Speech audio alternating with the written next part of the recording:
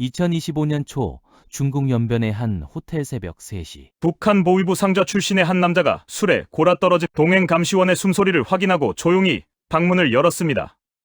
주머니 속에는 딸의 사진 한 장뿐이었고 뒷골목에서는 브로커가 시동을 걸고 기다리고 있었습니다. 돌아가면 아무 일 없던 삶, 나서면 총살이었지만 그는 차에 올라탔습니다. 그리고 사흘 뒤 아내와 딸이 두만강을 건넜는지 알 수 없는 연락. 두 절 속에서 그가 들은 전화 한 통의 내용은 무엇이었을까요? 여러분의 구독과 좋아요가 이런 진실을 세상에 알리는 힘이 됩니다.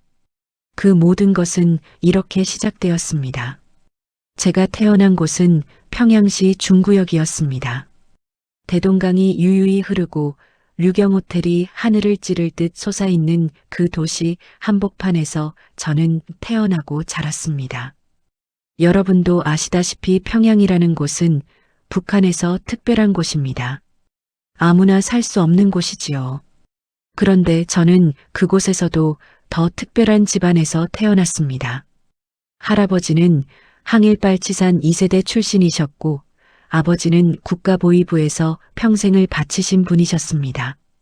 우리로 치면 국가정보원 같은 곳인데 그보다 훨씬 무서운 기관이라고 생각하시면 됩니다. 법 위에 있는 기관이었으니까요. 아버지는 늘 말씀하셨습니다. 우리 가문이 이 나라를 지키는 것이라고. 그 말을 저는 한치의 의심 없이 믿었습니다. 아침이면 전용 차량이 아파트 앞에 와 있었고 간부 식당에서는 쌀밥에 고기 반찬이 나왔습니다. 일반 주민들이 강냉이죽으로 끼니를 때울 때 우리 식탁에는 사과도 있었고 계란도 있었습니다. 그 시절엔 말이죠. 그게 당연한 줄 알았습니다. 내가 잘나서가 아니라 우리 가문이 나라에 충성했으니까 당연히 받아야 할 대우라고 생각했던 것입니다. 보위대학이라고 평양 용성구역에 있는 5년제 대학을 졸업했습니다. 거기서 정치학도 배우고 심리학도 배우고 미행술이나 사격술까지 배웠습니다. 졸업하고 나서는 아버지의 뒤를 이어 보위부에 배치되었습니다. 처음에는 말단이었지만 출신 성분이 좋으니 승진도 빨랐습니다. 30대 중반에 상좌까지 올랐으니 우리로 치면 대령쯤 되는 것입니다. 도 보위부 부국장급이면 그 지역에서는 하늘 같은 존재였습니다. 아내는 평양 적십자병원의 의사였습니다. 딸아이는 영리에서 김일성 종합대학에 다니고 있었고요. 보통 강구역 간부 아파트에서 살았는데 온수도 나오고 난방도 되는 집이었습니다. 명절이면 위에서 선물 세트가 내려왔습니다. 외화상점에서 물건도 살 수 있었고 가끔은 수입 과자도 구할 수 있었습니다. 누가 봐도 부러울 것 없는 삶이었습니다. 그런데 그 모든 것에는 대가가 있었습니다. 제 일은 사람을 감시하는 것이었습니다. 우리 단위 마을까지 보위부원이 상주하고 있었고 공장이든 학교든 기업소든 우리 사람이 들어가 있었습니다. 주민들이 무슨 말을 하는지 누구를 만나는지 어디를 가는지 전부 보고가 올라왔습니다. 옆집에서 우리 집 안방을 들여다보는 것과 같다고 생각하시면 됩니다. 그리고 그 보고서를 검토하는 사람이 바로 저였습니다. 어느 날이었습니다. 탈북 기도 혐의자 서류를 넘기다가 한 가족 사진이 눈에 들어왔습니다. 아버지, 어머니, 그리고 어린 딸이 함께 찍은 사진이었는데 그 딸아이가 우리 딸과 비슷한 또래였습니다. 환하게 웃고 있었습니다. 이 가족은 제 서류 한 장에 수용소로 끌려갈 수도 있는 사람들이었습니다. 그날 밤 저는 처음으로 묘한 불편함을 느꼈습니다. 그때는 그것이 무엇인지 몰랐습니다. 지금 생각하면 그것이 양심이라는 것의 첫 번째 움직임이었던 것 같습니다. 그 불편함은 오래지 않아 저를 완전히 다른 사람으로 만들어 놓았습니다. 2020년이었습니다. 전 세계에 코로나라는 전염병이 퍼졌을 때 북한은 국경을 완전히 닫아버렸습니다. 자물쇠를 채우듯이 꽁꽁 잠가버린 것입니다. 중국과의 무역도 끊기고 사람의 왕래도 완전히 막혔습니다. 위에서는 방역을 위한 조치라고 했지만 그 자물쇠가 잠긴 안쪽에서 무슨 일이 벌어졌는지는 바깥 세상 사람들은 모릅니다. 저는 알고 있었습니다. 보이부 간부였으니까요. 봉쇄가 시작되고 석 달쯤 지났을 때였습니다. 함경북도 지역 동향 파악 출장을 갔습니다. 평양에서 함경도까지는 기차로 12시간이 넘게 걸리는데 창밖 풍경이 달라질수록 세상도 달라졌습니다. 평양역을 떠날 때만 해도 깨끗한 거리에 사람들이 걸어 다니는 모습이 보였는데 지방으로 갈수록 거리에 사람이 없었습니다. 안이 없는 게 아니라 걸을 힘이 없는 것이었습니다. 청진 외곽의 한 마을에 도착했을 때 저는 제 눈을 의심했습니다. 여러분, 우리나라도 6.25 직후에 굶주림이 심했다고 어르신들한테 들으셨을 것입니다. 그때가 그랬습니다.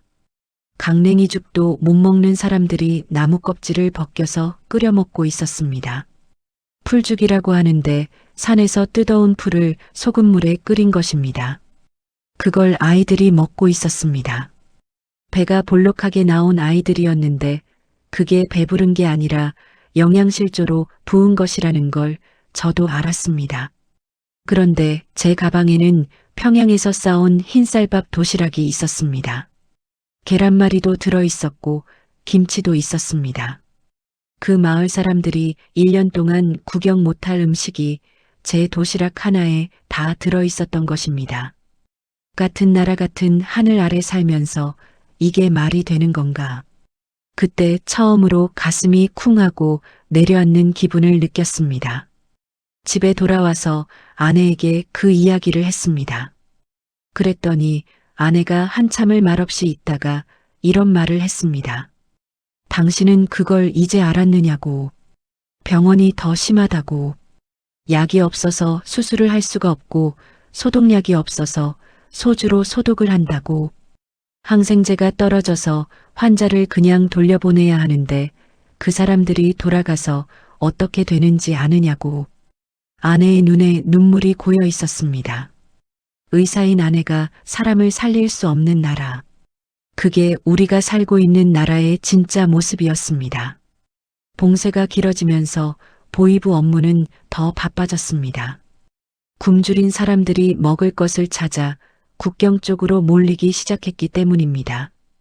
위에서는 탈북 기도자 색출을 강화하라는 지시가 내려왔습니다. 국경 지역에 사격 명령까지 내려졌다는 이야기도 들렸습니다. 어느 날 보고서에 이런 내용이 올라왔습니다. 두만강 근처에서 30대 여자가 아이를 업고 강을 건너려다 잡혔다는 것이었습니다. 그 여자가 신문 과정에서 한 말이 보고서에 적혀 있었습니다. 아이가 굶어 죽게 생겼는데 어떡하라는 거냐고. 제발 아이만이라도 살려달라고. 그 보고서를 읽고 저는 펜을 내려놓았습니다. 봉쇄를 시킨 것은 바이러스가 아니었습니다. 이 체제가 사람을 가두고 있는 것이었습니다. 각성이라는 것은 한번 시작되면 멈출 수가 없었습니다. 2023년부터 북한 안에서는 바람이 달라졌습니다. 코로나 봉쇄가 조금씩 풀리기 시작했는데 풀린 것은 국경만이 아니었습니다. 위에서 불어오는 숙청의 바람이 점점 거세졌습니다. 여러분 옛날에 이런 말 들어보셨을 것입니다. 토사구팽이라고 쓸모가 없어지면 삶아 먹는다는 그 말입니다. 그게 눈앞에서 벌어지고 있었습니다. 저와 20년을 함께 일한 선배가 있었습니다. 보이부 국장급이었고 저보다 5살 위였습니다. 술자리에서는 형이라고 불렀고 명절이면 서로 집에 놀러 갈 정도로 가까웠습니다. 그 형의 아내가 만든 녹두전은 정말 맛이 좋았는데 우리 딸도 그 집에 가는 것을 좋아했습니다. 그런 사람이 어느 날 아침 출근을 했는데 자리가 비어 있었습니다. 책상 위에 놓여 있던 서류도 사진도 전부 치워져 있었습니다. 마치 그 사람이 처음부터 존재하지 않았던 것처럼 아무도 입을 열지 않았습니다. 보이부에서는 사라진 사람에 대해 묻는 것 자체가 목숨을 거는 일이었습니다. 나중에 아주 조용히 떠도는 소문을 들었는데 혁명화 대상이 되어 탄광으로 보내졌다는 것이었습니다. 혁명화라는 것은 우리로 치면 재교육 같은 것인데 실제로는 강제 노동이나 다름없습니다. 탄광에 한번 들어가면 살아나오기 어렵다는 것을 모르는 사람이 없었습니다. 20년을 충성한 국장급 간부가 하루아침에 그렇게 된 것입니다. 그뿐만이 아니었습니다. 여러분도 뉴스에서 보셨을 수 있는데 최측근이라고 불리던 고위 인사들도 하나둘 공식 석상에서 사라지기 시작했습니다. 어제까지 김정은 바로 옆에 서 있던 사람이 오늘은 이름조차 언급되지 않는 것입니다. 감시하는 자를 또 감시하는 세상이 된 것입니다. 우리 보위부 안에서도 서로의 눈치를 보기 시작했습니다. 점심을 같이 먹으면서도 혹시 이 사람이 나를 보고하는 것은 아닌지 의심하게 되었습니다. 동네 이장님이 모든 걸 결정하는데 그 이장님의 기분에 따라 누구든 쫓겨날 수 있는 마을이라고 생각하시면 됩니다. 그 와중에 러시아에 우리 군인들을 보냈다는 이야기가 보위부 안에서도 퍼졌습니다. 공식적으로는 아무도 말하지 않았지만 내부 문건으로 알 수 있었습니다. 다른 나라 전쟁에 우리 청년들을 보내면서 그것도 비밀로 하는 나라. 보위부 안에서도 술자리에서 작은 목소리로 이게 맞는 건가 하는 말이 나오기 시작했습니다. 물론 그런 말은 했다가 들키면 끝이었습니다. 그때 저를 진짜로 흔들어 놓은 일이 생겼습니다. 딸아이 때문이었습니다. 김일성 종합대학에 다니던 우리 딸이 기숙사에서 USB로 한국 드라마를 봤다는 첩보가 올라온 것입니다. 북한에서는 남조선 영상물을 보는 것이 중범죄입니다. 청년교양보장법이라고 해서 최대 사형까지 갈 수 있는 무서운 법이 있었습니다. 보위부 간부의 딸이라고 예외는 없었습니다. 아니 오히려 간부 자녀이기 때문에 본보기로 더 혹독한 처벌을 받을 수도 있었습니다. 저는 가지고 있는 인맥을 총동원해서 그 첩보를 없앴습니다. 뇌물도 써야 했고 빚도 져야 했습니다. 간신히 무마했지만 가슴이 철렁 내려앉는 기분은 한동안 가시지 않았습니다. 딸에게 왜 그런 위험한 짓을 했느냐고 물었더니 딸이 이렇게 말했습니다. 아버지, 저도 바깥 세상이 궁금해요. 우리가 배운 것이 전부가 아닌 것 같아요. 22살짜리 딸의 그 말이 칼처럼 가슴에 박혔습니다. 선배는 사라졌고 딸은 위험에 빠졌고 나 자신도 언제 숙청당할지 모르는 상황이었습니다.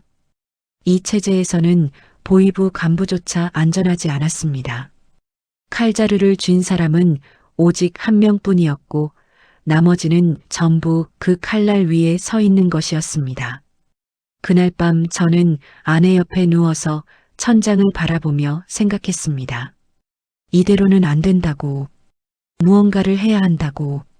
그날 밤 천장을 바라보며 했던 생각은 결국 하나로 모아졌습니다. 떠나야 한다. 이 땅을 떠나야 한다.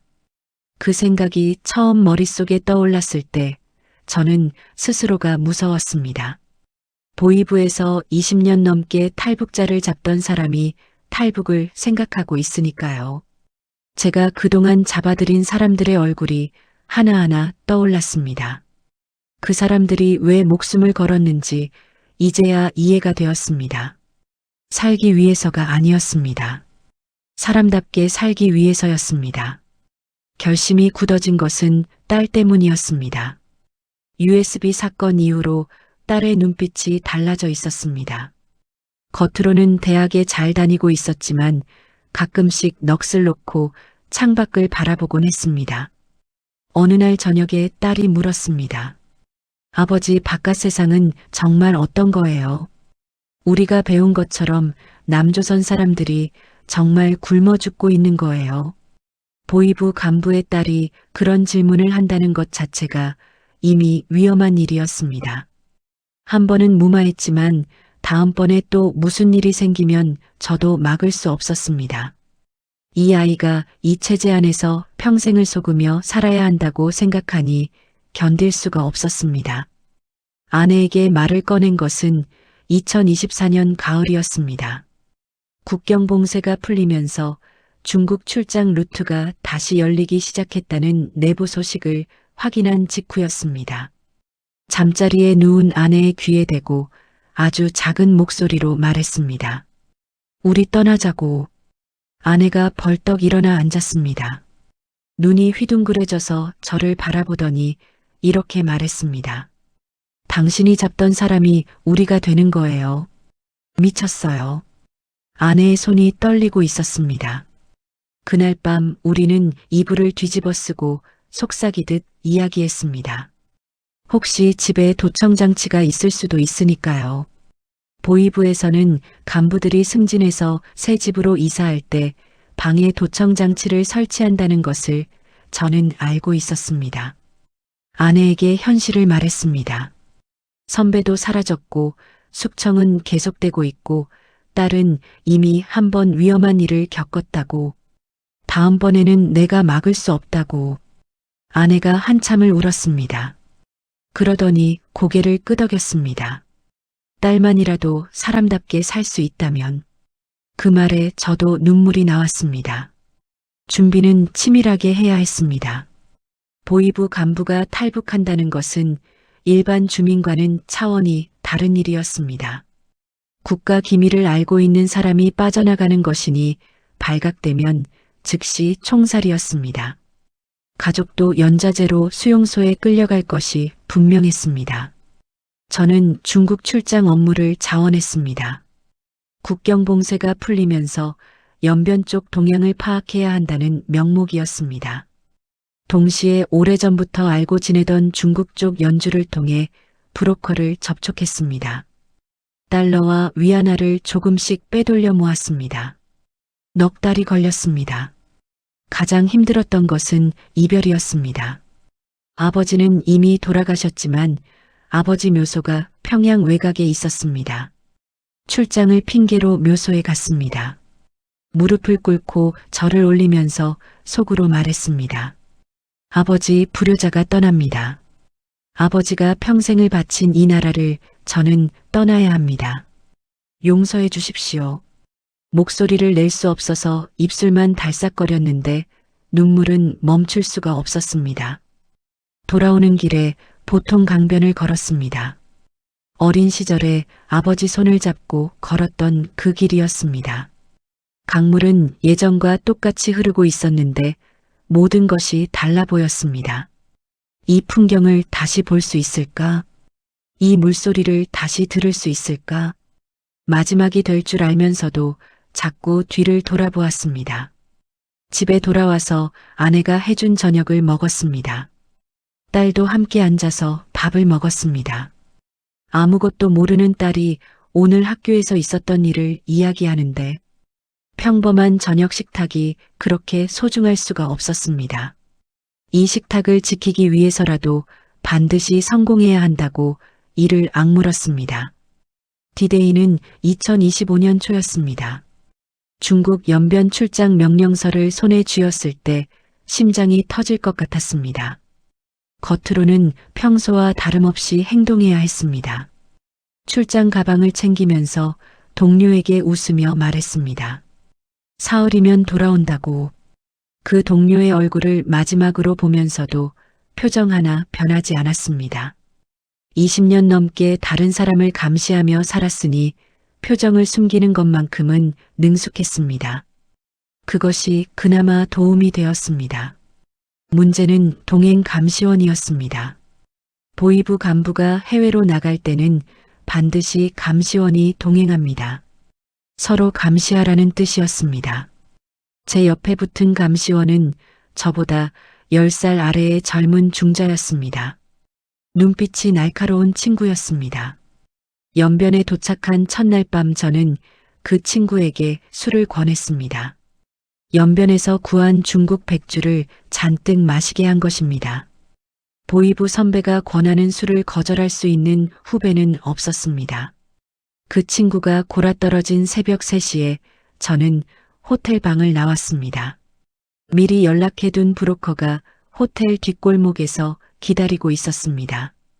차에 올라타는 순간 다리가 후들거렸습니다. 뒤돌아가면 아무 일도 없었던 것처럼 살 수 있었습니다. 감시원이 깨기 전에 돌아가면 되었습니다. 그런데 주머니 속에 딸의 사진이 있었습니다. 출발 전에 몰래 가져온 것이었습니다. 딸의 웃는 얼굴을 만지작거리다가 이를 악물었습니다. 차가 출발했습니다.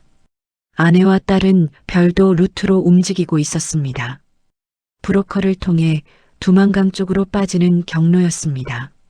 아내에게는 병원 일로 지방 출장을 간다고 위장시켰고 딸에게는 전날 밤에야 사실을 말했습니다. 딸이 처음에는 얼굴이 하얗게 질렸지만 이내 고개를 끄덕였습니다. 그 아이도 이미 알고 있었던 것입니다. 이 나라에서는 미래가 없다는 것을. 중국에 건너온 뒤 가장 무서웠던 것은 연락 두절이었습니다. 아내와 딸이 무사히 강을 건넜는지 잡혔는지 알 수가 없었습니다. 브로커가 알아봐 주겠다고 했지만 하루가 이틀 같고 이틀이 한 달 같았습니다.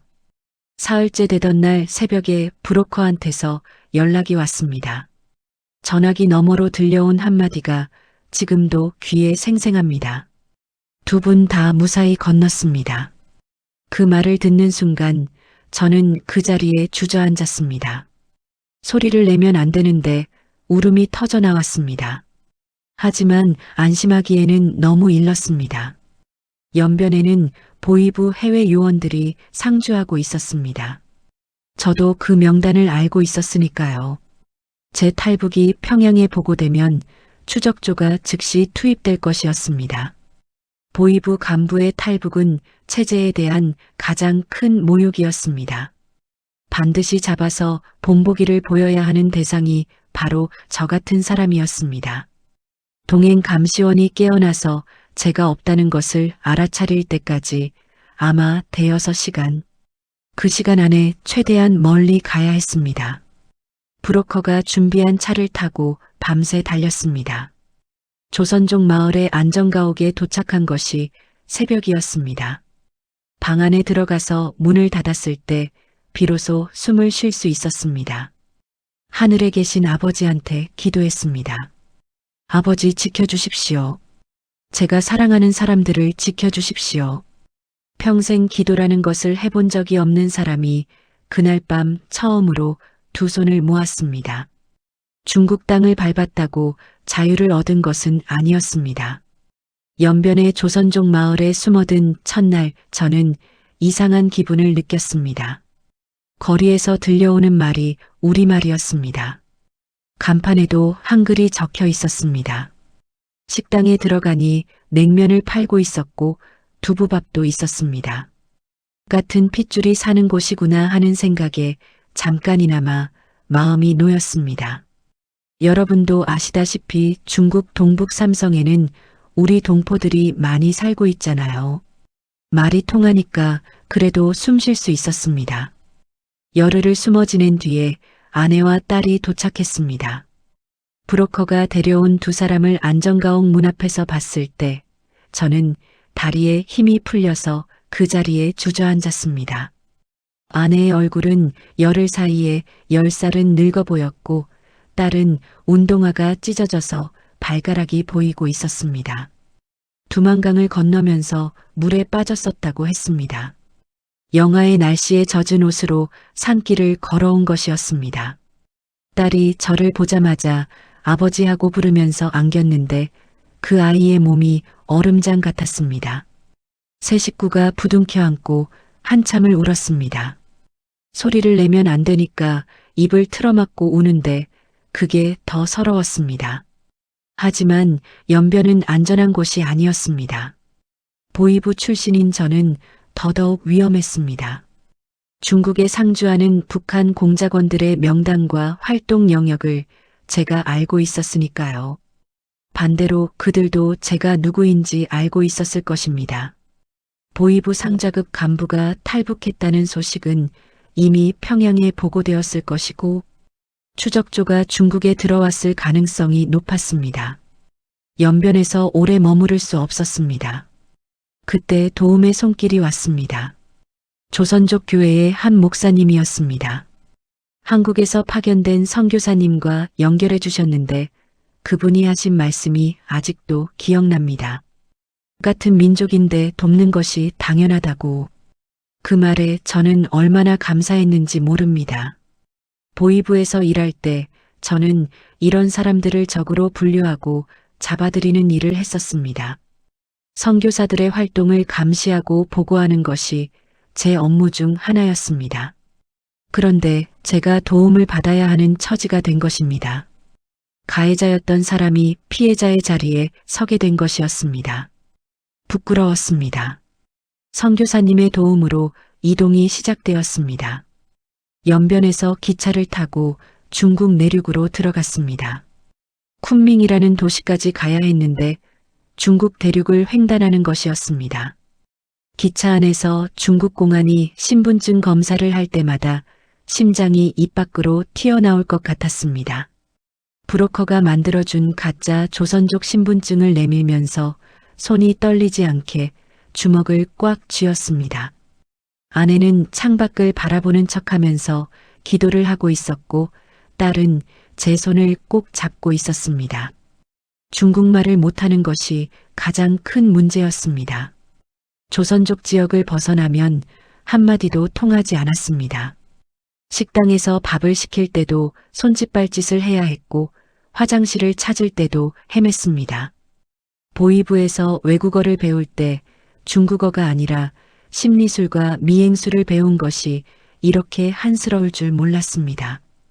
쿤밍까지 기차로 사흘이 걸렸는데 그 사흘이 3년처럼 느껴졌습니다. 쿤밍에 도착했을 때 또 다른 브로커가 기다리고 있었습니다. 여기서부터는 라오스 국경을 넘어야 했습니다. 마지막 중국 땅에서 하늘을 올려다보았습니다. 북쪽 하늘 너머에 평양이 있었습니다. 아버지의 묘소가 있었고 보통강이 흐르고 있었습니다. 다시 돌아갈 수 없는 곳이 되어버린 고향. 가슴이 먹먹했지만 앞으로 가야 했습니다. 딸의 손을 잡고 라오스 방향으로 발걸음을 옮겼습니다. 라오스 국경을 넘는 길은 밀림이었습니다. 여러분 정글이라는 곳을 상상해 보십시오. 나무가 하늘을 가려서 낮은데도 어두운 곳입니다. 풀이 허리까지 올라오고 벌레가 얼굴에 달라붙고 땅은 진흙탕이어서 한 발짝 떼기도 힘든 곳입니다. 우리나라 지리산 산길도 험하다고 하잖아요. 그것보다 10배는 힘든 곳이었습니다. 거기를 55살 먹은 제가 아내와 딸을 데리고 걸어서 넘어야 했습니다. 브로커가 안내하는 대로 이틀을 걸었습니다. 낮에는 숨어 있다가 밤에 이동하는 방식이었습니다. 손전등도 켤 수 없었습니다. 국경 수비대에 발각되면 끝이었으니까요. 달빛에만 의지해서 앞사람의 등을 보고 따라가는데 발밑이 보이지 않으니 넘어지기를 수십 번이었습니다. 아내가 넘어져서 무릎이 찢어졌는데 피가 나는 것을 옷자락으로 막으면서도 소리 하나 내지 않았습니다. 그 모습을 보면서 이 사람이 진짜 강한 사람이구나 하고 생각했습니다. 문제는 딸이었습니다. 둘째 날 오후부터 딸의 얼굴이 빨갛게 달아올랐습니다. 열이 나기 시작한 것이었습니다. 밀림의 습기와 더위에 체력이 바닥난 것이었습니다. 물도 제대로 못 마시고 걸었으니 탈수까지 온 것이었습니다. 의사인 아내가 딸의 이마를 짚어보더니 얼굴이 하얗게 변했습니다. 고열이라고. 약이 있어야 하는데 약이 없다고. 아내가 자기 물통에 남은 마지막 물을 딸의 입에 부어주었습니다. 자기는 한 모금도 마시지 않으면서 딸이 더 이상 걸을 수 없게 되었을 때 저는 딸을 업었습니다. 55살의 등에 22살짜리 딸을 업고 밀림을 걷는 것이 얼마나 힘들었는지 말로는 설명할 수가 없습니다. 다리가 후들거리고 허리가 끊어질 것 같았지만 멈출 수 없었습니다. 딸이 등 뒤에서 작은 목소리로 말했습니다. 아버지, 저 때문에 힘드시죠? 내려놓으세요. 그 말에 저는 이를 악물었습니다. 아이고, 이거사 아버지가 널 내려놓으면 아버지가 아니지. 그렇게 중얼거리면서 한 발짝 한 발짝 내디뎠습니다. 라오스 쪽으로 넘어가는 마지막 고개에서 동이 트기 시작했습니다. 하늘이 붉게 물드는 것을 보면서 살았구나 하는 생각이 들었습니다.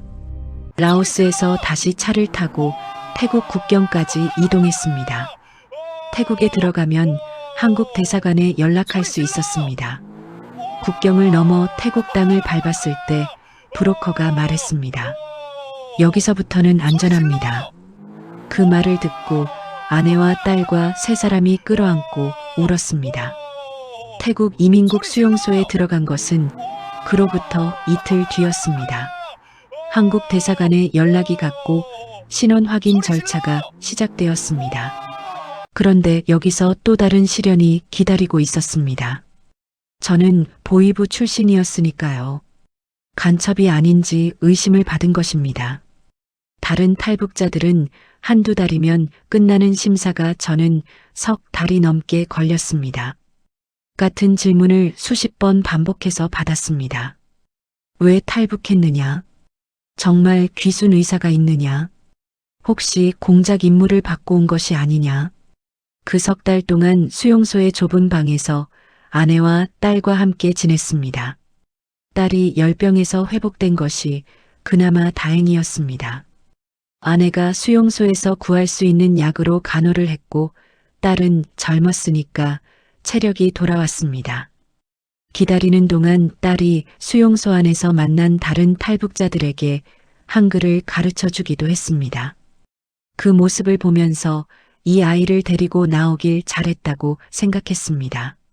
마침내 한국행 비행기 탑승이 확정되었다는 통보를 받은 날 저는 수용소 화장실에 들어가서 혼자 울었습니다.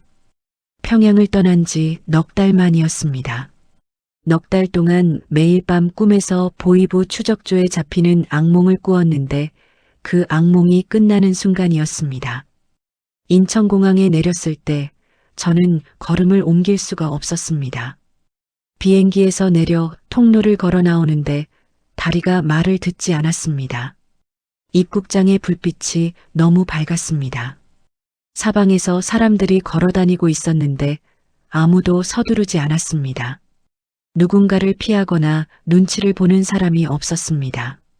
웃으면서 전화를 하는 사람도 있었고 아이를 안고 느긋하게 걸어가는 가족도 있었습니다. 그 평범한 풍경이 저에게는 다른 세상이었습니다. 자유로운 사람들의 표정이라는 것이 이런 것이구나. 그것을 처음으로 눈앞에서 본 것이었습니다. 국정원 직원분들이 마중을 나와 계셨습니다. 합동신문이라는 절차가 남아 있었지만 일단은 따뜻한 말을 건네주셨습니다. 한국에 오신 것을 환영합니다. 그 한마디에 눈물이 핑 돌았지만 참았습니다. 보위부에서 20년 넘게 일한 사람이 울면 안 된다는 쓸데없는 자존심 때문이었습니다. 공항에서 간단히 식사를 하게 되었습니다. 식당에 들어갔는데 메뉴판에 있는 것들이 전부 신기했습니다. 라면, 비빔밥, 우동, 돈가스. 그 많은 음식 중에 제 눈에 들어온 것은 김밥이었습니다. 그냥 김밥. 1,000원 몇백 원짜리 김밥 한 줄이었습니다. 김밥을 시켰습니다. 접시 위에 놓인 김밥을 보았을 때 제 손이 떨리기 시작했습니다. 한 줄을 썰어 놓은 김밥 안에 단무지가 있었고 시금치가 있었고 당근이 있었고 계란이 있었고 햄이 들어 있었습니다. 아무것도 아닌 것들이었습니다. 여러분한테는 그저 반찬 몇 가지를 밥에 말아서 김으로 싼 것에 불과하잖아요. 편의점에서도 살 수 있고 길거리 어디서든 파는 것이잖아요. 그런데 저는 그 김밥을 먹을 수가 없었습니다. 젓가락을 집어들었는데 손이 떨려서 김밥을 집을 수가 없었습니다. 함경도 출장에서 보았던 그 아이들이 떠올랐습니다. 배가 볼록하게 부어오른 그 아이들은 풀죽으로 연명하고 있었는데 여기서는 이 김밥 한 줄을 누구든지 아무 때나 원하기만 하면 살 수 있다는 것입니다. 단무지 한 조각, 시금치 한 줌, 계란 하나. 북한 일반 주민에게는 이것 하나하나가 구하기 힘든 사치품이었습니다. 명절에나 겨우 볼 수 있는 것들이었습니다.